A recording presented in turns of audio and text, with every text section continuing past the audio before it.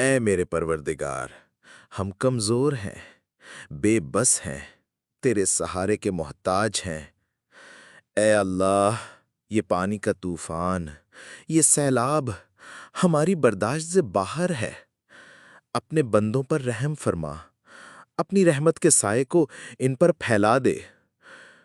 اے رب، جن کے گھر برباد ہو گئے ہیں انہیں نیا سہارا عطا کر۔ جن کے بچے والدین سے جدا ہو گئے ہیں ان کے دلوں کو صبر عطا کر۔ جنہوں نے اپنے پیارے کھو دیے ہیں ان کے دلوں کے زخموں پر مرہم رکھ دے۔ اے مالک، جو کھانے کو ترس رہے ہیں ان کے دسترخوان بھر دے۔ جو چھت کے بغیر کھلے آسمان کے نیچے پڑے ہیں انہیں محفوظ پناہ دے۔ جو زخمی ہیں، جو بیمار ہے، سب کو شفا اور سکون عطا کر۔ اے میرے رب، ہمارے وطن پر رحم فرما، اس زمین کو امن کا گہوارہ بنا دے۔ اس آزمائش کو ہمارے گناہوں کی معافی کا ذریعہ بنا دے۔